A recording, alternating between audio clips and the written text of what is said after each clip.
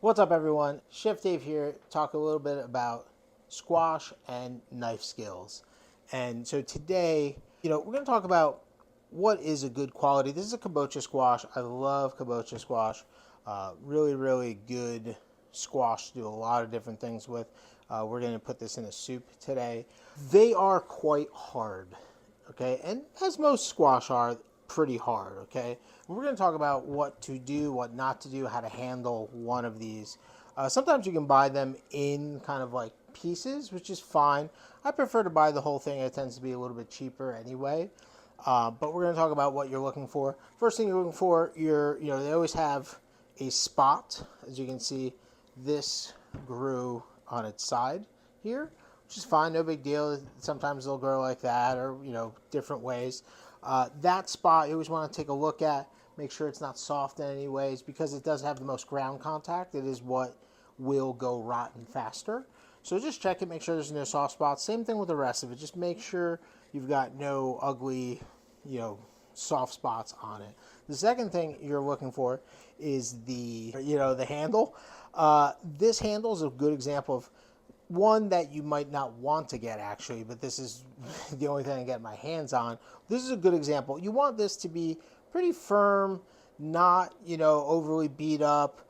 This one's a little bit beat up and a little bit dried out, if you will. It's not the end of the world. The rest of this feels really, really good.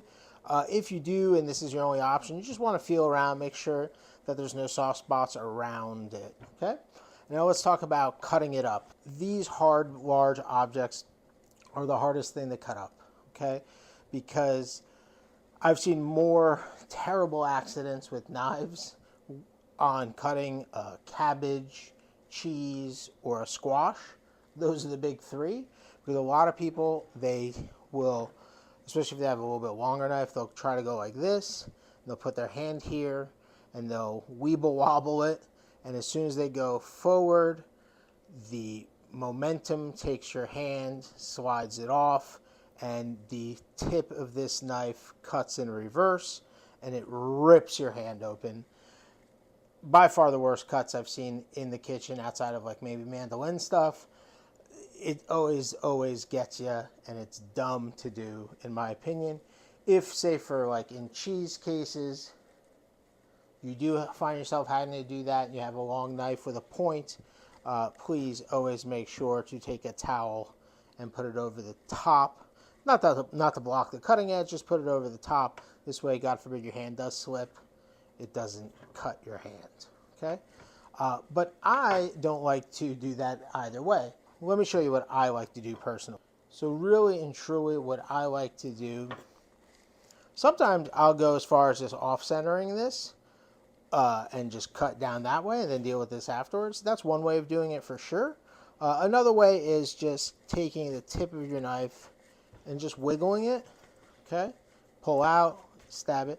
Again, very gingerly. You don't have to be, you're not putting too much pressure. You can see I'm really not putting that much pressure here. You can kind of go like this. This is one way of doing it. Now, you could use sometimes just like slice it from the top, but kabocha really kind of goes inward, so it's kind of hard to do that. So I like taking just the tip of the knife, wiggling it.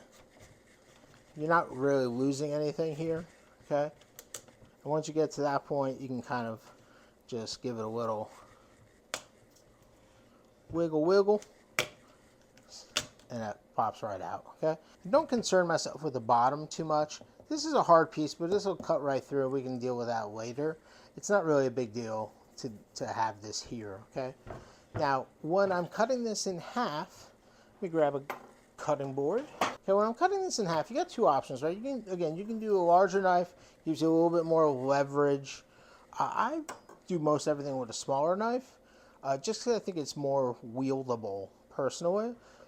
So what I like to do is kind of, you got your center point, go down to the center, and then just come on down. Just like this. Look, kind of wiggle, and I'm not using a lot of force here. I'm using some, don't get me wrong. Okay, and then when you get down there, okay, come back up, pull it out, okay, and then rotate it. You know, let me show you what the difference is here. You got a little heavier knife, okay? A little heavier knife will get you probably through the bottom a little bit easier, but the same kind of technique, okay? Look at that, wiggle, wiggle, wiggle. And when you get to the bottom, you gotta give it a boom, boom, and you're through. The other side pretty much went through too, but you know, with a little bit longer and heavier knife, it'll be a little bit easier. Not, you know, so much easier, but a little bit. Once you're with that leverage, it's easy to cut through there. It's just a little bit harder at the bottom. And when you get here, you know, you can deal with this a lot of different ways if you want. Just kind of cut it out. Boom. Get a spoon. You're going to clear that out. Boom. Super simple, super easy. From here, you can do a lot of different things. Okay? It's up to you. I'm going to be using this as a dice. And so what I'll do here, again, I'll use my knife, come down. To make it easier, so we're not hurting ourselves, always think of which way has the most and best leverage, okay? So with this, I'm going to do a dice with this.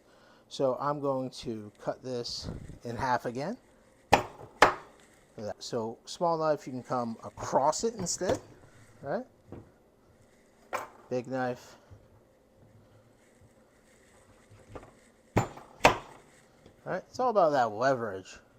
And now with this, you got two options. You can wash this, leave the skin on. Skin is totally edible. Alternately, I've found the easiest way to peel this is actually with your knife and just kind of cut it down. Otherwise, that's just super, super hard. Okay? Peeler, you know, peeler you can kind of go like this, but I mean that is so thick, right? And you can definitely cut yourself with a peeler too, so don't think you can't. With a knife, you can probably do like a paring knife if you're comfortable doing that, if you have the experience. Otherwise, you can also cut yourself because you are, you know, cutting towards your thumb.